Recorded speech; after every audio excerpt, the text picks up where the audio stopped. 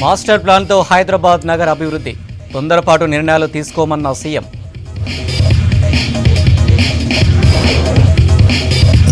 రేపు GHMC council సమావేశం, ప్రభుత్వం మారిన తర్వాత మొదటి మీటింగ్.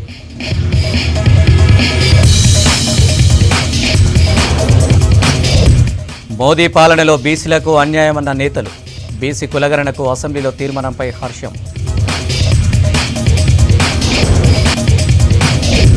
రేపటితో ముగియనున్న హైదరాబాద్ బుక్ ఫేర్, ఇవాళ పెద్ద సంఖ్యలో తరలివచ్చిన పుస్తక ప్రియులు.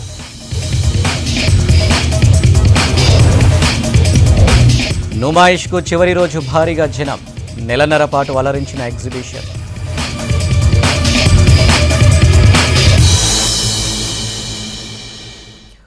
డీటెయిల్ చూస్తే గత ప్రభుత్వాలు రాజకీయాలకు అతీతంగా తీసుకున్న ఏ నిర్ణయమైనా తమ సర్కారు ముందుకు తీసుకువెళ్తుందన్నారు సీఎం రేవంత్ రెడ్డి. నానక్రామ్గూడలో అగ్నిమాపక శాఖ ప్రధాన కార్యాలయం, కమాండ్ కంట్రోల్ కేంద్రాన్ని సీఎం రేవంత్ రెడ్డి ప్రారంభించారు.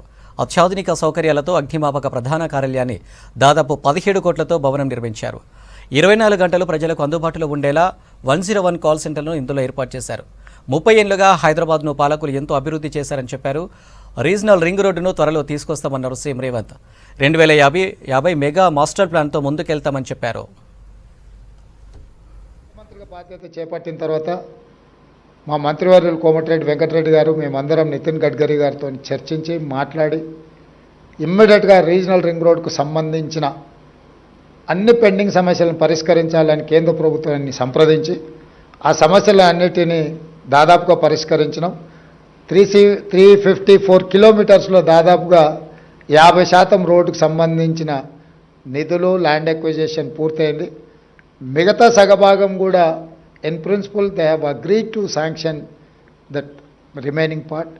సో భవిష్యత్తులో ఏవైతే రీజనల్ రింగ్ రోడ్డు విషయంలో ఏమైనా అపోహలు ఉన్నా వాటన్నిటిని తొలగించండి. తొందరలోనే తెలంగాణలో రీజనల్ రింగ్ రోడ్ కూడా రావడం జరుగుతుంది. దాంతోపాటు కంప్లీట్ రింగ్ రోడ్ మొత్తము రైల్ వసతి కూడా కల్పించాలి రవాణా కోసం అని చెప్పి ఆలోచన చేస్తుంది. బీసీ సామాజిక వర్గానికి చెందిన మోదీ దేశ ప్రధానిగా ఉండి బీసీ కులాలకు అన్యాయం చేస్తున్నారని విమర్శించారు. BC political JAC state chairman Rachala Yugandhar Goud అసెంబ్లీలో బీసీ కులగణన నిర్ణయం తీసుకోవడంపై బీసీ పొలిటికల్ జేఏసీ ఆధ్వర్యంలో అమరవీరుల స్తూపం దగ్గర సీఎం రేవంత్ రెడ్డి, బీసీ సంక్షేమ శాఖ మంత్రి పొన్నం ప్రభాకర్ల చిత్రపటాలకు పాలాభిషేకం చేశారు. ప్రగతి భవన్ పేరును మహాత్మా జ్యోతిరావు పూలేగా మార్చడం గొప్ప నిర్ణయమన్నారు నేతలు. అసెంబ్లీలో ఆమోదించినటువంటి ముఖ్యమంత్రి రేవంత్ రెడ్డి గారి నాయకత్వం, పొన్నం ప్రభాకర్ గారి నాయకత్వం, సీఎం రేవంత్ రెడ్డి గారి నాయకత్వం, పొన్నం ప్రభాకర్ గారి నాయకత్వం, బీసీల పక్షపాతి ముఖ్యమంత్రి రేవంత్ రెడ్డి గారి నాయకత్వం, పొన్నం ప్రభాకర్ గారి నాయకత్వం. 93 సంవత్సరాలుగా ఈరోజు బీసీ కులగణన చేయాలని చెప్పి బీసీలు ఉద్యమిస్తున్నప్పటికీ ఏ ప్రభుత్వాలు కూడా ఈరోజు పట్టించుకున్న పాపాన పోలే. స్వాతంత్రం వచ్చేప్పటి నుంచే బీసీలో డిమాండ్ చేస్తూ ఉన్నారు. బీసీల జనాభా లెక్కలు తెలుసండి. ఈరోజు జంతువుల లెక్క తెలుస్తున్నారు, ఈరోజు అన్ని లెక్కలు తెలుస్తున్నారు. కానీ సమాజంలో అత్యధిక వర్గాల్లో ఉన్నటువంటి బీసీల లెక్కలు తేల్చాలని డిమాండ్ చేస్తున్న ఏ ప్రభుత్వాలు కూడా పట్టించుకోలే. గతంలో బీసీ ప్రధాని ఉండి కూడా ఈరోజు బీసీల హక్కులకు ఈరోజు కాల రాస్తున్నటువంటి బీజేపీ ప్రభుత్వం కూడా ఈరోజు అదేవిధంగా వివరిస్తాం. ఎందుకంటే మేము అధికారంలోకి వస్తే బీసీ జనగణన చేస్తామని పార్లమెంటు సాక్షిగా హామీ ఇచ్చినటువంటి బీజేపీ కూడా ఈరోజు బీసీ గణన చేయకుండా ఈరోజు బీసీల పట్ల విస్మరించిన పరిస్థితి ఈరోజు చూసాం. కానీ ఈరోజు మొన్నటి ఎన్నికల్లో హామీ ఇచ్చింది కాంగ్రెస్ పార్టీ, హామీ ఇచ్చి మేనిఫెస్టోలో పెట్టింది మేము అధికారంలోకి వస్తే బీసీ గణన నిర్వహించి తీరుతామని చెప్పి ఈరోజు ఎన్నికల మేనిఫెస్టోలో పెట్టింది. దాని ప్రకారంగానే ఈరోజు జరిగినటువంటి బడ్జెట్ సమావేశాల్లో మొన్న 10వ తారీఖు బీసీ సంక్షేమ శాఖ మంత్రి పొన్నం ప్రభాకర్ గారు ఈరోజు బీసీ కులగణన బిల్లు ప్రవేశపెడితే దానికి శాసనసభ అంతా కూడా ఆమోదించింది ఏకగ్రీవంగా. ఈరోజు ముఖ్యమంత్రి రేవంత్ రెడ్డి గారికి, బీసీ సంక్షేమ శాఖ మంత్రి పొన్నం ప్రభాకర్ గారికి, అదేవిధంగా బిల్లును ఆమోదించిన ప్రతి ఒక్క శాసనసభ్యునికి, అదేవిధంగా మేము బీసీ పొలిటికల్ జేఏసీ పక్షాన బీసీల పక్షాన్ని ఈరోజు మేము కృతజ్ఞతలు తెలియజేస్తూ ఉన్నాం. నెలన్నర పాటు నగరవాసులను ఎంతగానో అలరించిన నాంపల్లి నుమాయిష్ నేటితో ముగినుంది. ఈ నుమాయిష్కి ప్రతిరోజు సందర్శకులు భారీగా హాజరయ్యారు. ప్రతి సంవత్సరం జనవరి 1 నుంచి ఫిబ్రవరి 15వ తేదీ వరకు నిర్వహించే నుమాయిష్ను ఈసారి 3 రోజులు పొడిగించారు. నుమాయిష్ చివరి రోజు రద్దీకి సంబంధించిన మరింత సమాచారం కల్పన అందిస్తారు. అతిపెద్ద ఎగ్జిబిషన్లో నుమాయిష్ ఒకటి. మరి అట్లాంటి నుమాయిష్ కూడా గత 45 రోజుల నుంచి కూడా కొనసాగుతూ ఉంది. సో ఎప్పుడు కూడా మనం చూసుకున్నట్టయితే దాదాపు 45 రోజుల పాటే ఈ ఎగ్జిబిషన్ అనేది కొనసాగుతూ ఉంటుంది. కాకపోతే ఈసారి మాత్రం ఈ ఎగ్జిబిషన్కి సంబంధించి కూడా 3 రోజులు పొడిగించారు. దాంతో ఈ రోజు మాత్రం చివరి రోజు. సో చివరి రోజు అవడంతో కూడా పెద్ద ఎత్తున పబ్లిక్ కూడా వస్తూ ఉన్నారు. మనం కూడా చూసుకోవచ్చు చాలా వరకు కూడా ప్రతిరోజు మనకు టైమింగ్స్ వచ్చేసి కూడా మనకు 3:30, 4 o'clock అట్లా నుమాయిష్ ఎగ్జిబిషన్ అనేది స్టార్ట్ అవుతూ ఉంటుంది. కాకపోతే ఈసారి మాత్రం ఈ రోజు చివరి రోజు అవ్వడం, దాంతోపాటు సండే అవ్వడంతో కూడా ఉదయం నుంచి అంటే దాదాపు 11 గంటల నుంచే కూడా ఎగ్జిబిషన్ అనేది స్టార్ట్ అయింది. సో మనం కూడా చూసుకోవచ్చు. సో ఎంత రష్ ఉందో కూడా ఫుల్ ఆఫ్ రష్ అనేది కూడా మనకు కనిపిస్తూ ఉంది. మరి మెయిన్గా చెప్పాలంటే నుమాయిష్ ఎగ్జిబిషన్లో ప్రతి ఒక్కటి కూడా అందుబాటులో ఉంటుంది. మహిళలకు సంబంధించి కావచ్చు, వస్తువులు కావచ్చు, ఇంట్లో వాడుకునేవి కావచ్చు, ఆ పిల్లలకు సంబంధించి కూడా గేమ్స్ కావచ్చు, అంటే ఓన్లీ బిజినెస్ పరంగానే కాకుండా వీళ్ళు తీసుకోవడానికి కావచ్చు, కొనుక్కోవడానికే కాకుండా పిల్లలకు సంబంధించి ఎంటర్టైన్మెంట్కు ఫన్ కోసం కూడా చాలా వరకు ఇక్కడ అందుబాటులో ఉంటాయి. సో వీటన్నిటి కోసం కూడా మహిళలు వస్తూ ఉంటారు. సో మెయిన్గా చెప్పాలంటే నుమాయిష్ ఎగ్జిబిషన్ కోసం కూడా ప్రతి ఒక్కరు ఎప్పుడెప్పుడు అని ఎదురు చూస్తూ ఉంటారు. మరి అట్లాంటి నుమాయిష్ కూడా ప్రతి ఇయర్ జనవరి 1st స్టార్ట్ అవుతూ ఉంటుంది. దాదాపు 45 రోజుల పాటు కొనసాగుతూ ఉంటుంది. కాకపోతే ఈసారి మాత్రం 49 రోజులు కొనసాగుతుందని చెప్పుకోవచ్చు. మరి మనతో పాటు కొంతమంది పబ్లిక్ ఉన్నారు, వారితో మాట్లాడదాం. సో ఎట్లా అనిపిస్తూ ఉంది, ఎప్పుడు వచ్చారని చెప్పేసి. హాయ్ అండి. హలో, మీ పేరు? శీతల్. సో ఎట్లా అనిపిస్తూ ఉంది, అంటే ఇదే ఫస్ట్ టైమా లేకపోతే ఇంత ముందు ఎప్పుడైనా వచ్చారా? The whole month we are coming here. Shopping చేసాము, but no difference, same price from the beginning till end, same price. మెయిన్గా మనం చూసుకున్నట్టయితే నుమాయిష్ ఎగ్జిబిషన్లో టైమింగ్ వచ్చేసి కూడా మనం 3:30, 4 o'clock అట్లా స్టార్ట్ అవుతూ ఉంటుంది కదా. సో ఈ రోజు ఎట్లా స్టార్ట్ అయింది, ఎప్పుడు వచ్చారు మీరు? Early morning by 11 o'clock we are here. 11 గంటల నుంచి ఇక్కడ ఉన్నాము. అప్పటి నుంచి shopping start. Almost all the shops were open. So ఎట్లా ఉంది మరి, లాస్ట్ డే కదా, ఏమైనా డిస్కౌంట్స్ ఏమన్నా ఉన్నాయా? సో సేమ్ ప్రైస్ ఉందా? No discount. వాళ్ళు ఏమి ఇస్తున్నారు మనం అది కొనుక్కోవాలా. You can't bargain. ఏది ఇస్తే అంత ప్రైస్కే తీసుకోవాలా, అదే ఉంది. సో ఎట్లా ఉంది రష్కి సంబంధించి కావచ్చు, ఎట్లా ఉంది జనాలు, ఎట్లా ఉంది రష్? జనాలు ఎలా వస్తారో అది ఎప్పుడు అలానే ఉన్నారు, ఫుల్లీ క్రౌడెడ్ యాజ్ ఆల్వేస్. అంటే లాస్ట్ డే కదా, అంటే రోజుతో పోలిస్తే ఈ రోజు లాస్ట్ డే, ఇప్పటితో మళ్ళీ ఈ రోజు ముగిసిందంటే మళ్ళీ నెక్స్ట్ ఇయరే నుమాయిష్. సో ఏమైనా రష్, ఏమైనా డిఫరెన్స్ తెలుస్తుందా రోజుతో పాటు కంపేర్ చేసి ఈ రోజు? లేదండి, సేమ్ ఉంది, నో చేంజ్. అయితే నార్మల్ కాదు, క్రౌడెడ్. ఇంకా ఇప్పుడు ఇంకా ఎక్కువ అవుతూ ఉంటారు as evening it's goes on. Last day అని అందరు వస్తూనే ఉంటారు. మేము మార్నింగ్ జల్ది వచ్చాము ఎందుకంటే క్రౌడ్ ఉండొద్దని, కానీ ఇట్స్ సేమ్ మార్నింగ్ నుంచి ఇలానే ఉంది. సో మనతో పాటు ఇంకొంతమంది కూడా ఉన్నారు, వారితో కూడా మాట్లాడదాం. చెప్పండి మీ పేరు? సంధ్య. మీరు ఎక్కడి నుంచి? దిల్షుక్ నగర్ నుంచి వచ్చామండి. సో ప్రతి ఇయర్ కూడా వస్తూ ఉంటారు నుమాయిష్కి? ఇయర్ వస్తానండి. సో మరి ఈ రోజు లాస్ట్ డే అని వచ్చారా, లేదంటే ఇంత ముందు కూడా వచ్చారా 45 డేస్లో? ఇవాళ లాస్ట్ డే అని చెప్పేసి వచ్చాము. సో క్రౌడ్ ఎలా ఉందని చూడడానికి వచ్చాము. సో ఇది మార్నింగ్ నుంచే ఇలాగే ఉంది, ఇంకా నైట్ 12 వరకు ఉంటుంది కాబట్టి ఇంకా క్రౌడ్ అనేది నైట్ టైం మొత్తం ఉంటుంది, ఎర్లీ మార్నింగ్ వరకు ఉంటుందేమో ఇలాగే. సో అలా మెయిన్గా నుమాయిష్లో మీకు ఏం నచ్చుద్ది, ఎక్కువ ఏమేమి తీసుకుంటా ఉంటారు ఇక్కడ, ప్రైజెస్ ఎట్లా ఉంటాయి? ప్రైజెస్ అయితే టూ మచ్గానే ఉన్నాయి. ఇంకా దాన్ని బట్టి చూస్తే మనకు బయట కూడా అలాగే ఉంది, ఇంకా డబల్ రేట్లే అని చెప్పుకోవచ్చు ఇక్కడ, ఇంకా అలాగే ఉంది. మెయిన్గా ఎగ్జిబిషన్లో మీకు ఏం నచ్చుతాయి, ఇక్కడ ఏం తీసుకోవడానికి ఇంట్రెస్ట్ చూపిస్తూ ఉంటారు? ఏమైనా బెడ్షీట్స్ ఇంకా మనం అదర్ స్టేట్స్ నుంచి వచ్చి పెడుతూ ఉంటారు కదా, సో ఒకసారి చూద్దాం అవి అన్నట్టు వచ్చి చూస్తాం మనం. సో నీ పేరు చిన్న? కృషిత. నువ్వు ఎప్పుడైనా వచ్చావా, ఇదే ఫస్ట్ టైమా? చాలా ఇయర్స్ నుంచి వస్తున్నాను. సో నీకు ఎట్లా అనిపిస్తుంది నుమాయిష్కి రావడం ఇక్కడ? చాలా ఎక్సైటెడ్. మీ పేరండి? సోమ అండి. సో చిన్నప్పటి నుంచి అలవాటు ఎగ్జిబిషను. ఎన్నిసార్లు వస్తామంటే చెప్పలేమన్నమాట, కంప్లీట్ అయిపోయే వరకు వస్తూనే ఉంటాము. ఇప్పుడైతే నేను చాలా దూరం వెళ్ళిపోయాను, షామీర్పేట దాటి. ఇది సెకండ్ టైం అనమాట రావడము. సో ఈరోజు లాస్ట్ అని చెప్పేసి వచ్చాను. నాకు ఇక్కడ అన్ని ఐటమ్స్ నచ్చుతాయి. ఈ రోజు అయితే ఇంకా నాకు లాస్ట్ డే కాబట్టి నాకు చెప్పలు ఎక్కువ తీసుకుంటాను ఇక్కడ. సో చెప్పలు అయితే చాలా బాగా ఇచ్చారు, 100కి పేరు, 150కి పేరు ఇచ్చారు. మిగతా అన్నీ కూడా అంతే రీజనబుల్ ఉన్నాయి ప్రైజెస్. లాస్ట్ టైం ప్రైజెస్ ఎలా ఉన్నాయో డ్రెస్సెస్ అవన్నీ ఇప్పుడు కూడా అలాగే ఉన్నాయి. అంటే తక్కువ అంటే రీజనబుల్, బయట వాటికంటే కూడా బాగున్నాయి. నేను చాలా వరకు మనం చూస్తూ ఉంటాం కదా, లాస్ట్ డే అని చెప్పేసి కూడా కాస్త డిస్కౌంట్స్ పెట్టడం, ఈ రోజు ఎండ్ అయిపోతుంది కదా, అందుకోసం అట్లాంటి ఏమైనా ఛాన్సెస్ ఏమైనా ఉన్నాయా ఇక్కడైనా షాప్లో? ఎస్ ఉన్నాయి, తక్కువలు పెట్టారు. ఈ రోజు లాస్ట్ అని చెప్పేసి తక్కువకి ఇస్తున్నామని పెట్టారు. Even out side junk jewellery కూడా అంతే. లాస్ట్ టైం నేను వచ్చినప్పుడు అంటే 3 days బ్యాకే వచ్చాను, 100కి బ్యాంగిల్ ఇచ్చిన వాళ్ళు ఇప్పుడు 100కి 2 బ్యాంగిల్స్ ఇస్తున్నారు. సో ఎవ్రీథింగ్ లాస్ట్ డే అంటే ఎలాగైనా ఉంటుందండి, ఎవరో కొంతమంది పెట్టరు కానీ ఆల్మోస్ట్ అందరూ పెడతారు. నేను దుబాయ్లో ఉంటే కూడా ఎగ్జిబిషన్ కోసం ఈ టైంలో వచ్చేదాన్ని అనమాట.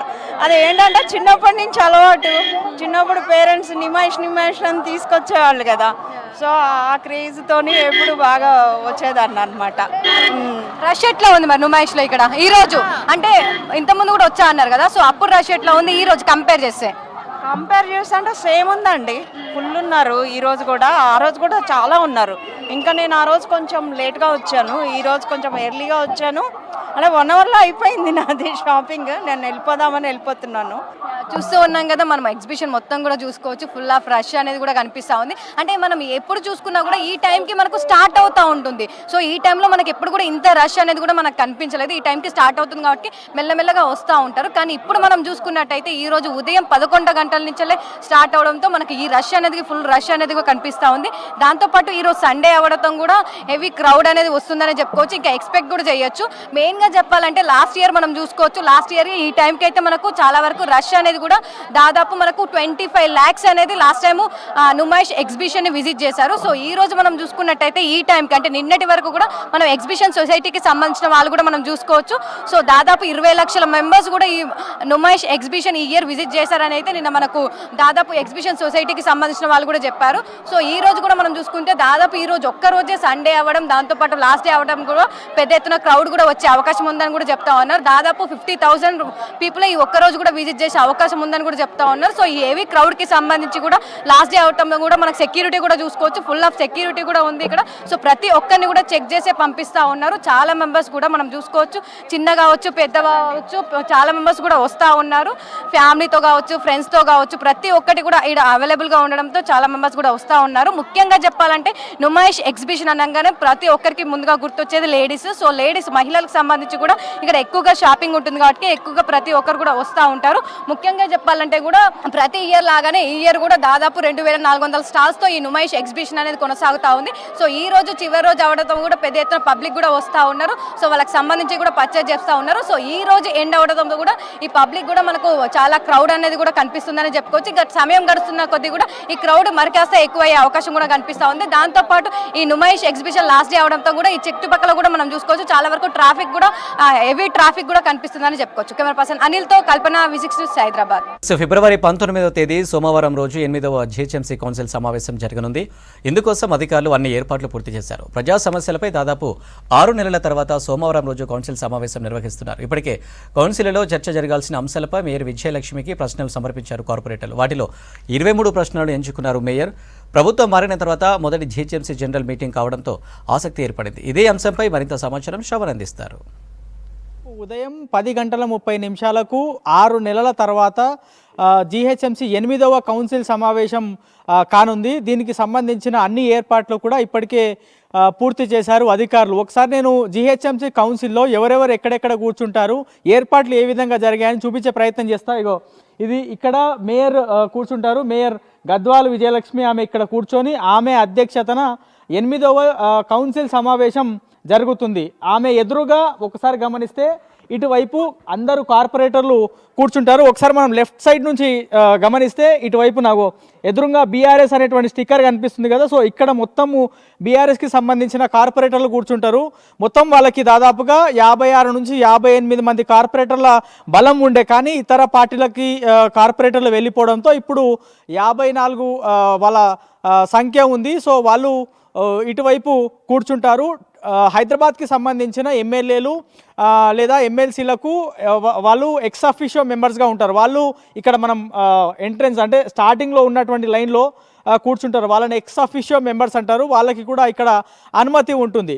సో బీఆర్ఎస్ కార్పొరేటర్ల సీట్ పక్కన గమనిస్తే నెక్స్ట్ నంబర్ దాదాపుగా 42 మంది కార్పొరేటర్లు. వీళ్ళకు కూడా 44 మంది ఉండే. 2 కార్పొరేటర్లు ఎమ్మెల్యేలుగా పోటీ చేసినారు. అందులో సో వాళ్ళ ఇప్పుడు ఎంఐఎంకి సంబంధించి మొత్తం 42 సంఖ్యాబలం ఉంది. వాళ్ళు ఇక్కడ ఇటువైపు కూర్చుంటారు. ఇక్కడ మన ముందు సీట్లో డిప్యూటీ మేయర్ కూర్చుంటారు. వీళ్ళ వెనకాల మొత్తము ఎంఐఎంకి సంబంధించిన కార్పొరేటర్లు ఉంటారు. ఇంకా ఇటువైపు గమనిస్తే ముందు మొన్నటి వరకు బీజేపీకి సంబంధించిన స్టిక్కర్ ఇటువైపు ఉంటుండే, కాంగ్రెస్కి సంబంధించిన స్టిక్కర్ వెనకాల వైపు ఉంటుండే. అయితే కాంగ్రెస్కి కొంత సంఖ్య పెరిగింది, కేవలం 2 మంది కార్పొరేటర్లు మాత్రమే కాంగ్రెస్కి ఉండే.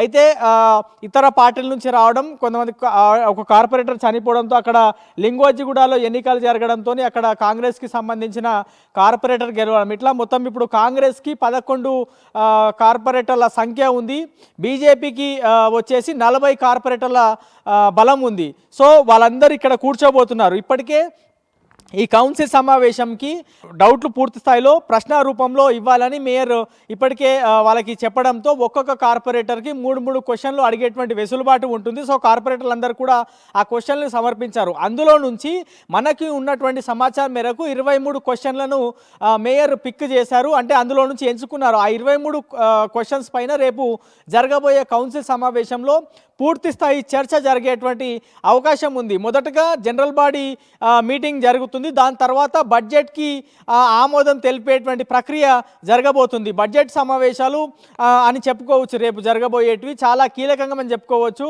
ఎప్పుడో జరగాల్సినటువంటి కౌన్సిల్ సమావేశం ఎన్నికల కోడ్, దాని తర్వాత ఇతర కారణాల వల్ల వాయిదా పడింది. ఎట్టకేలకు రేపు జిహెచ్ఎంసీ కౌన్సిల్ సమావేశం జరగబోతుంది.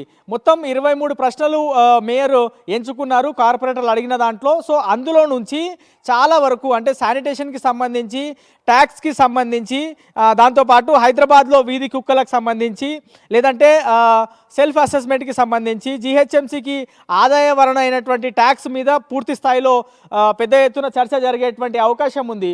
సో ఈ చాలా అంశాల పైన రేపు ఈ కౌన్సిల్ సమావేశంలో సుదీర్ఘంగా చర్చ జరిగేటువంటి అవకాశం ఉంది. హైదరాబాద్లో 1 కోటి మందికి పైగా జనాభా నివసిస్తారు. వాళ్ళకు ఉన్నటువంటి ప్రజల సమస్యలను, వాళ్ళకు ఉన్నటువంటి ఇబ్బందులను, జనంకి ఉన్నటువంటి ఇబ్బందులను కార్పొరేటర్లు ఈ కౌన్సిల్లో లేవనెత్తేటువంటి అవకాశం ఉంది. ఇగో ఇటు మేయర్ సీట్కి రైట్ సైడ్లో ఒకసారి గమనిస్తే ఇక్కడ సెక్రటరీ కూర్చుంటారు. పక్కనే ఇగో ఈ సీటు చూస్తున్నాం కదా మనం, ఇక్కడ జిహెచ్ఎంసీ కమిషనర్ రొనాల్డ్ రాస్ ఈ సీట్లో కూర్చుంటారు.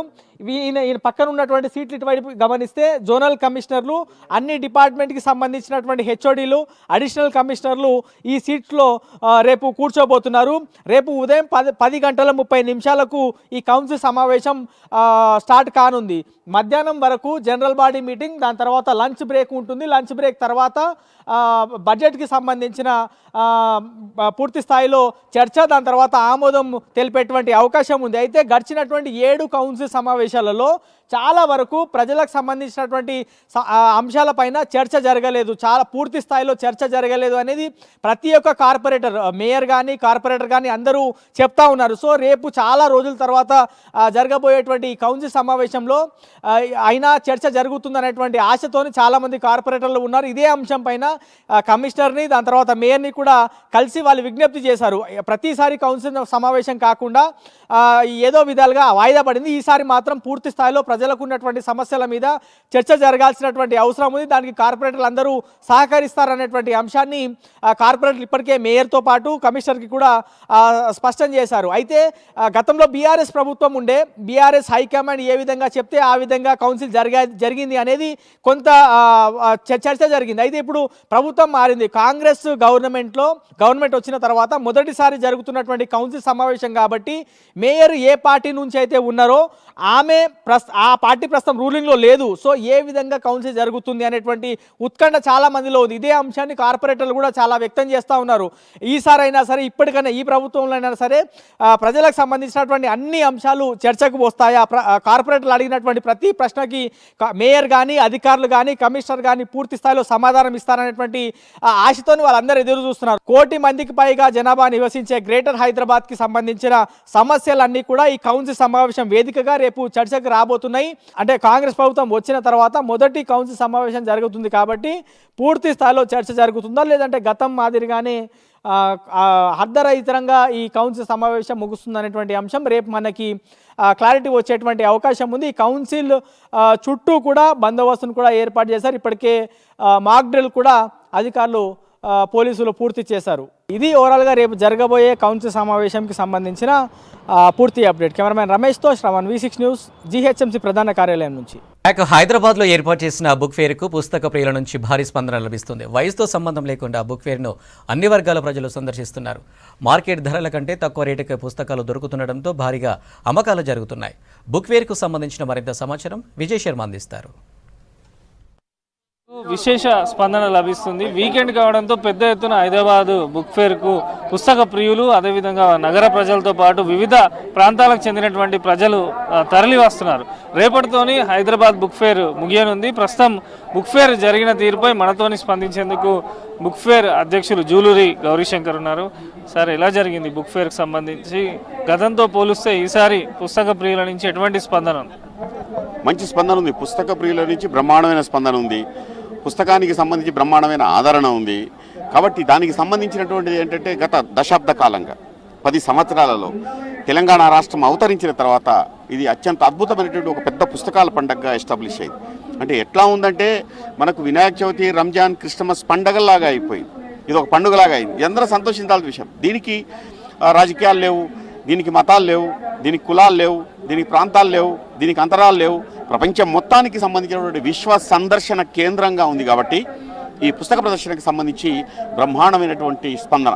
అన్ని భాషల వాళ్ళు, అన్ని తెగల వాళ్ళు, అన్ని రాష్ట్రాల వాళ్ళు, వివిధ జాతులకు చెందినటువంటి వాళ్ళు అందరు ఇక్కడికి వస్తున్నారు. అంటే హైదరాబాద్ జమిలి సంస్కృతి అని చెప్తున్నాం. హైదరాబాద్ జమిలి సంస్కృతి అని చెప్తున్నప్పుడు ఆ జమిలి సంస్కృతికి సంబంధించినటువంటి గంగా జమున తెహజీబ్ సంస్కృతికి సంబంధించినటువంటి నిలువెత్తు నిదర్శనంగా ఈరోజు ఈ యొక్క పుస్తక ప్రదర్శన జరుగుతుంది. ఇది మనందరం ఆనందించవలసిన, గర్వించవలసిన, సంతోషించవలసినటువంటి విషయం. మొత్తం అంటే వివిధ రాష్ట్రాలకు చెందినటువంటి పెద్ద ఎత్తున పబ్లికేషన్స్ కూడా ఈసారి బుక్ ఫేర్లో పాల్గొన్నాయి. వారు ఏమంటున్నారు? వచ్చినటువంటి ప్రజల నుంచి కానీ వారు ఏమనుకుంటున్నారు? మంచిగా వాళ్ళకు వచ్చినటువంటి వాళ్ళకి మొత్తం చాలా వరకు బ్రహ్మాండమైనటువంటి మంచి స్పందన ఉంది. వాళ్ళకి కావాల్సిన పుస్తకాలు దొరుకుతున్నాయి. పబ్లిషర్స్ కూడా వాళ్ళకి సంబంధించిన పుస్తకాలు బ్రహ్మాండంగా విక్రయించుకుంటున్నారు. ఆ సేల్స్ కూడా బాగా జరుగుతున్నాయి. వాళ్ళు కూడా పుస్తకాలు విక్రయిస్తున్నారు బాగా. కాబట్టి బహుళ జాతులకు సంబంధించిన భిన్న సంస్కృతుల మేళయింపుగా, కలయికగా ఇక్కడ పుస్తకాలు ఉంటాయి. కాబట్టి వచ్చినటువంటి పుస్తక ప్రియులకు వాళ్ళకు చాలా వరకు ఒక రోజు వచ్చిన వాళ్ళు ఒక రోజుతో పోవడం లేదు. హైదరాబాద్ వాళ్ళు అయితే నాకు తెలిసి 2 రోజులు 3 రోజులు వస్తారు. అంటే అక్కడ ఉన్నటువంటి ఒక 5 rows 6 rows ఉంటే ఒక్కొక్క రోని ఒక రోజు చూసేవాళ్ళు కూడా ఉన్నారు. ఇట్లా ప్రతిరోజు వచ్చి కూడా వాళ్ళకి కావాల్సిన పుస్తకాలు తీసుకుంటున్నారు. అకాడమిక్గా మీరు ఇప్పుడే పిల్లల్ని చూశారు. కాన్వెంట్ పిల్లలు వచ్చారు, యూనివర్సిటీ పిల్లలు వచ్చారు, అట్లాగే స్కాలర్స్ వచ్చారు, ప్రొఫెసర్స్ వస్తున్నారు, మిడిల్ క్లాస్ వస్తున్నారు. అన్ని వర్గాలకు, అన్ని తెగలకు సంబంధించినటువంటి వాళ్ళు వస్తున్నారు. పర్యావరణం ప్రేమించే వాళ్ళు వస్తున్నారు. వాళ్ళు పర్యావరణ పుస్తకాలు వాళ్ళు తీసుకుంటారు. కవిత్వం, కథ, నవల, సాహిత్యంలోని అన్ని ప్రక్రియలు అన్ని భాషల్లో ఇక్కడ దొరుకుతున్నాయి. కాబట్టి వాటన్నిటిని కూడా వాళ్ళు తీసుకుంటున్నారు. అంటే రేపటితో బుక్ ఫేర్ ముగియనున్నట్టు గతంలో చెప్పారు. ఏమైనా ఎక్స్టెండ్ చేసే అవకాశం ఉందా? చాలా మంది పుస్తక ప్రియులు పెంచాలని కోరుతున్నటువంటి పరిస్థితి మనకు కనిపిస్తున్నది. రేపటితోనే ముగియనుందా?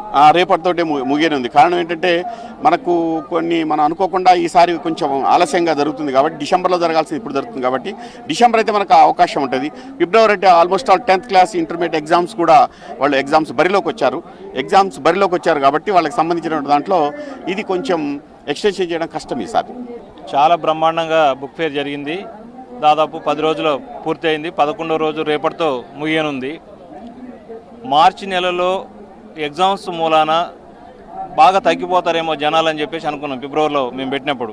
కానీ ఈరోజు చూస్తున్నారు జనాలు ఒక వరదలాగా, ఒక వెల్లువలాగా వస్తున్నారు. చాలామంది ఇంకా ఎక్స్టెండ్ చేయండి, ఇంకో 3 రోజులు పెట్టండి, ఇంకో 4 రోజులు పెట్టండి అని చెప్పేసి అంటున్నారు. ఇంతకుముందే పోలీస్ కమిషనర్ గారు కూడా వచ్చారు, హైదరాబాద్ పోలీస్ కమిషనర్. ఆయన కూడా చెప్తున్నారు ఇంకో 2 రోజులు పెడితే బాగుంటుంది కదా అని చెప్పేసి ఆయన అభిప్రాయం చెప్పారు. కానీ ఇక్కడ అవకాశం లేదు సార్, ఎగ్జామ్స్ టైం ఉంది కాబట్టి. అందులోనే గ్రౌండ్ కూడా వేరే వాళ్ళకి ఇచ్చారు కాబట్టి మనకు అవకాశం లేదని చెప్పాము. కానీ ఈసారి బుక్ ఫేర్ లేట్ జరిగినా సరే చాలా బ్రహ్మాండంగా మంచి రెస్పాన్స్ వస్తుంది. అన్ని రకాల పుస్తకాలను ఈరోజు బాగా అమ్మగలుగుతున్నాం. రకరకాల సాహిత్యాలు ఈరోజు బాగా సేల్ అవుతున్నాయి. మీ మీడియా ద్వారా ఇంకా ఎక్కువ ప్రచారం చేసి జనాలను ఎక్కువ రప్పించినందుకు మీ అందరికీ కూడా ధన్యవాదాలు తెలియజేస్తున్నాం. అది మనం చూసిన బుక్ ఫేర్కి retired TSPSC chairman professor Ganta Chakrapani రావడం జరిగింది. సార్ మనతో ఉన్నారు. సార్, ఇలా పుస్తకాల పండుగ వాతావరణం కనిపిస్తున్నది. దాదాపు వివిధ పబ్లికేషన్స్ నుంచి స్టాల్స్ కూడా పెట్టారని చెప్తున్నారు. ఎలా అనిపిస్తుంది? అంటే మీరు ఇది చాలా టీఎస్పీఎస్సీ మాజీ చైర్మన్ ఉండే ప్రొఫెసర్గా దీన్ని ఎలా చూస్తారు?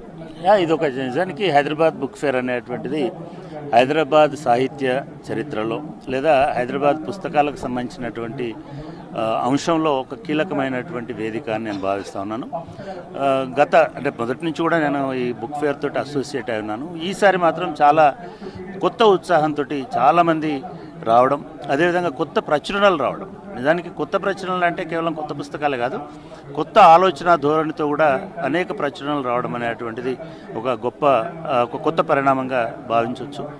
గతంలో కంటే కూడా ఈసారి ఎక్కువ ఆర్గనైజ్డ్గా దీన్ని నిర్వహించినట్టుగా కనబడుతుంది. అదేవిధంగా అనేక అంశాల మీద చరిత్ర అయ్యుండొచ్చు, సాహిత్యం అయ్యుండొచ్చు, అదేవిధంగా మనకున్నటువంటి వారసత్వ సంపద అయ్యుండొచ్చు, ఇటువంటి అంశాల మీద కూడా ఈసారి కొత్త పుస్తకాలు వచ్చినాయి. అఫ్కోర్స్ కవిత్వం, కథలు అనేటువంటివి కూడా చాలా పెద్ద ఎత్తున ఇక్కడ ఆవిష్కరించుకోవడం ఇవన్నీ జరిగినాయి. దానికి తోడుగా హైదరాబాద్ బుక్ ఫేర్కు ఉన్నటువంటి ఇంకొక ప్రత్యేకత ఏమిటంటే ఈసారి గద్దర్ వేదిక మీద ప్రతిరోజు ఒక అంశం మీద విస్తృతమైనటువంటి చర్చని పెట్టడం అనేది జరిగింది. ఇది ఒక రకంగా ప్రజల ఆలోచన విధానాన్ని కొంత ప్రభావితం చేసేటువంటి విధంగా, అది ఉపయోగపడే విధంగా ఈ చర్చలన్నీ జరిగినాయని భావించవచ్చు. ఉస్మానియా యూనివర్సిటీ రిజిస్టర్ లక్ష్మీనారాయణ ఉన్నారు. సార్, ఎలా చూస్తారు ఈ పుస్తకాల పండుగ? ఎక్కువ హాస్టల్స్, ఉస్మానియా యూనివర్సిటీ హాస్టల్ సంబంధించిన విద్యార్థులు, నిరుద్యోగ యువతని మనకు కనిపిస్తున్నారు, ఎలా చూస్తారు? ఫస్ట్ ఆఫ్ ఆల్ ఈ book fair, Hyderabad book fair conduct చేసిన వాళ్ళందరికీ కృతజ్ఞతలు అండి. ఎందుకంటే ఇలాంటి బుక్ ఫేర్ చేయడం ఇది ఒక మంచి వేదిక. ఈ వేదికలో చాలా వెరైటీ బుక్స్ ఉన్నాయి. ఇక్కడ మెయిన్గా ఏంటంటే ప్రతి ఒక్కరికి నా యొక్క సందేశం ఏంటంటే పుస్తకాలు చదవండి, విజ్ఞానాన్ని పెంచుకోండి అని ఒక మంచి టైటిల్ తోటి ఈసారి బుక్ ఫేర్ స్టార్ట్ చేయడం జరిగింది. దీంట్లో మెయిన్గా మహాకవులు రాసిన ఏమున్నాయి, ఒక్కొక్కరు ఏంటంటే ఆర్థికంగా కానీ, హిస్టారికల్గా కానీ, సైంటిఫిక్గా కానీ, మ్యాథమెటిక్గా కానీ, ఇంజనీరింగ్ కానీ, ఇవన్నీ బుక్స్ ఏంటంటే వాళ్ళ యొక్క విజన్ తోటి నెక్స్ట్ ఏం వస్తున్నట్టు ఒక దాని మిషన్ తోటి రాసిన బుక్స్ ఉన్నాయి. కాబట్టి అలాంటి బుక్స్ మనకు ఎలాంటి అని చూస్తే కానీ తెలియదు. ఎగ్జిబిషన్తో ఒక అడ్వాంటేజ్ ఏంటంటే ఆ స్టాల్స్లలో ఏమేమి బుక్స్ ఉన్నాయి ఒకసారి ఒక విజన్ చేస్తారే, ఈ బుక్ నేను ఎప్పుడు చూడలేదు, ఈ బుక్లో ఏముంది, వాళ్ళు జస్ట్ ఇలా ఆ బుక్ని ఒకసారి తిప్పినప్పుడు ఏమైందంటే ఈ బుక్స్లో మంచి ఇన్ఫర్మేషన్ ఉన్నది, ఈ బుక్స్ కొనుక్కుంటే బాగుంటుందని కొనుక్కుంటారు. కొనుక్కున్న ప్రతి బుక్ని చదువుకోవాలనుకుంటారు. ఫ్రీగా బుక్ వస్తే చదవరు. మనకు ఇప్పుడు వెబ్సైట్లో ఉండి, నెట్లో ఉండి, ఏడున్నా కానీ ఇది ఎప్పుడైనా చూడొచ్చులే, రేపు చూడొచ్చు, ఎల్లుండి చూడొచ్చు అని, రేపు అనేది మళ్ళీ రాదు. అదే బుక్ కొంటే ఏమవుతుంది అంటే కొనుక్కున్నాం కాబట్టి అది కొన్నందుకన్నా 100 రూపాయలు పెట్టి ఒక బుక్ కొన్నాం, ఈ బుక్ ఏంటిదని ట్రావెల్ చేస్తారు, పట్టుకోపోవడానికి ఈజీ ఉంటుంది. అది మొత్తం మీద హైదరాబాద్ బుక్ ఫేర్కు సంబంధించి ఇటు విద్యార్థులు, అదేవిధంగా ప్రొఫెసర్లు, ప్రతి ఒక్క విద్యావేత్తలు, ప్రముఖులు అందరూ కూడా ఇక్కడికి తరలి రావడం జరుగుతున్నది. ఈరోజు సండే వీకెండ్ కావడంతో పెద్ద ఎత్తున పుస్తక ప్రియులు అయితే హైదరాబాద్ బుక్ ఫేర్కు తరలి వచ్చారు. రేపటితోని హైదరాబాద్ బుక్ ఫేర్ ముగుస్తున్నట్టు బుక్ ఫేర్ నిర్వాహకులు చెప్తున్నారు. కెమెరా పర్సన్ మనీతో విజయ్, V6 న్యూస్, హైదరాబాద్. మహిళలకు ఫ్రీ జర్నీ స్కీమ్తో ఆర్టీసీ బస్సులు ప్రయాణికుల రద్దీ పెరిగింది. దీంతో సిటీ ఆర్టీసీ ఆర్డినరీ సర్వీస్ బస్సుల్లో డివైడర్ తొలగించారు. గత బీఆర్ఎస్ సర్కార్లో వేధింపులు లేవన్నారు ఆర్టీసీ సిబ్బంది. మరోవైపు జీరో టికెట్కు బదులు ఏడాది పాటు బస్ పాస్ ఇవ్వాలని కోరుతున్నారు మహిళలు. దీనిపై మరిన్ని డీటెయిల్స్ మా రిపోర్టర్ అరుణ్ అందిస్తారు. పథకం వచ్చిన తర్వాత మాత్రము ఆర్టీసీలో జనాభా అంటే ప్రయాణికుల సంఖ్య విపరీతంగా పెరిగింది అని చెప్పుకోవచ్చు. సో ఇప్పుడు మనం ప్రజెంట్ ఇక్కడ మైదుపట్నం నుంచి లింగంపల్లి వైపు వెళ్తుంది ఈ బస్సు. అంటే ఇందులో దాదాపుగా ఒక సైడు మహిళలకు ప్రత్యేకంగా గత గవర్నమెంట్లో సీట్లను కేటాయించింది. డ్రైవర్ వైపు మాత్రం 5 సీట్లు, కండక్టర్ వైపు మాత్రం 4 సీట్లు మాత్రం మహిళలకు కేటాయించి ఒక బార్గెట్ వేసింది ఆర్డినరీ బస్సులలో. కానీ ఇప్పుడు ఈ మహాలక్ష్మి పథకం వచ్చిన తర్వాత రోజు రోజుకు పబ్లిక్ పెరగడంతోనే ఆ బార్గెట్లు తీసేయాలని చెప్పేసి ఒక ఆర్టీసీ యాజమాన్యం ఒక నిర్ణయానికి వచ్చినట్లు మనకు తెలుస్తుంది. సో ఇప్పుడు ఈ ప్రయాణికులు ఎట్లా ఏ విధంగా ఫీల్ అవుతున్నారు ఈ మహాలక్ష్మి పథకం వచ్చిన తర్వాత, మరి ఈ బార్గెట్ తీసేస్తే బాగుంటుందా లేదా అని చెప్పేసి వాళ్ళ మాటల్లో అడిగి తెలుసుకునే ప్రయత్నం అయితే చేద్దాం. గతంలో మీకు ఒక 4 నుంచి 5 సీట్లు ఇక్కడ ఈ రూట్లో కేటాయించేవాళ్ళు. మీరు ఎక్కడెక్కడ బస్సులో ఫుల్గా ఎక్కడైనా కూర్చోవచ్చా? కూర్చుంటున్నామన్నా, ఫుల్ రష్ ఉంటుంది, మరి ప్లేస్ ఉండట్లేదు, ఎక్కడ ఖాళీ ఉంటే అక్కడ ఉన్నాం. లేడీస్ అయితే ఎక్కువ అయిపోయారు. అంటే ఏంటి ఆ ఎఫెక్ట్ ఏంటి? ఇంపాక్ట్ ఎక్కువే ఉంది. ఫ్రీ సీట్స్ వల్ల ఎక్కువ మంది బస్ ఫిల్ చేస్తున్నారు. వచ్చిన బస్సెస్ అన్నీ ఫుల్ ఉంటున్నాయి, ఎక్కడ కూర్చోడానికి కూడా ఉండట్లేదు. అంటే పబ్లిక్ ఎట్లుంటారు మేడం మరి ఇట్లా లేట్ వస్తే? అప్పుడు బస్సెస్లో పబ్లిక్ ఎక్కువ ఉంటారు కదా, ఇప్పుడు అంటే ఫ్రీగా పెట్టినప్పుడు ఇప్పుడు టికెట్స్ బస్సెస్ కూడా ఇంక్రీజ్ చేయాలి కదా. పబ్లిక్ ఎక్కువైనప్పుడు బస్సెస్ ఇంక్రీజ్ అయితేనే కదా మేము కూడా కంఫర్ట్గా వెళ్తాము, లేదంటే మాకు ప్రాబ్లమే కదా అట్లా. ఇంకా మీరు ఫ్రీ టికెట్ పెట్టి యూజ్ ఏముంది, యూస్ఫుల్ ఏం లేదు కదా దాంట్లో. సో బస్సెస్ అయితే ఇంక్రీజ్ చేయాలని అని అనుకుంటున్నాము. అప్పుడు మాకు అంటే ఆర్టీసీ యాజమాన్యం అంటే ఇక్కడ మీకు ఒక 5 నుంచి 6 సీట్లు ఇటువైపు కేటాయించేవాళ్ళు. ఇప్పుడు ఆ బార్గేట్ ఉంటుండే గతంలో, ఇప్పుడు ఆ బార్గేట్ తీసేస్తున్నారు. సో దాని మీద మీ స్పందన ఏంటి? అంటే ఎందుకు బ్యారికేడ్స్ తీసేయాలి? యాక్చువల్గా there is a reason, but ఒక రీజన్ ఉంది కదా మనకి ఎందుకు పెట్టారు యాక్చువల్లీ జెంట్స్ అండ్ సపరేట్గా ఉండాలి అనేసి యాక్చువల్లీ. సో దానికి కూడా మళ్ళీ తీసేసి ఇవన్నీ చేస్తే ఇంకా మీరు పెట్టింది ఎందుకు అన్ని ఫ్రీగా పెట్టినట్టే ఉంది, అన్ని తీసేస్తున్నారు. అట్లా బస్సులో రష్ పెరిగింది కదా, అంటే ఇప్పుడు ఆ బార్గేట్ల వల్ల ఇబ్బంది, దానివల్ల ఏంటి యూజ్ ఏముంది? రష్ పెరిగితే ఇంకా బస్సెస్ ఇంక్రీజ్ చేయాలి కానీ బ్యారికేడ్స్ తీసేస్తే దానివల్ల ఏమైనా యూస్ఫుల్ ఉందా? అంటే చివరిగా మీరు ఏం అపీల్ చేస్తున్నారు గవర్నమెంట్? సో బస్సెస్ ఇంక్రీజ్ చేయాలి. సో అంటే జనాలు కూడా ఎక్కువ అయినారు కాబట్టి సో ఫ్రీ టికెట్స్ అంటే చాలా మంది వెళ్తున్నారు, అవన్నీ కూడా మీరు స్క్రోల్ చూస్తున్నారు. సో బస్సెస్ ఇంక్రీజ్ చేస్తే బాగుంటుంది. నాకు తక్కువ అయినట్టు అనిపిస్తున్నాయి మాకు. ఇప్పుడు మేము వెయిట్ చేస్తున్నాం కానీ 15 మినిట్స్కి వచ్చే బస్సు ½ అన్ అవర్ ఎక్కువే అవుతుంది.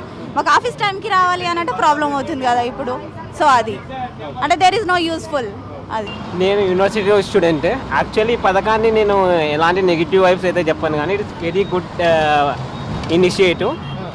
ఇన్ టర్మ్స్ ఆఫ్ ఏ పరంగా అని చెప్పాలంటే లైక్ సమ్ పీపుల్ వేరైతే ఫీమేల్స్ అయితే ఉన్నారో వాళ్ళు ఈ బస్సుని యూటిలైజ్ చేసుకోవడం అయితే ఎక్కువ చేస్తున్నారు. It's good.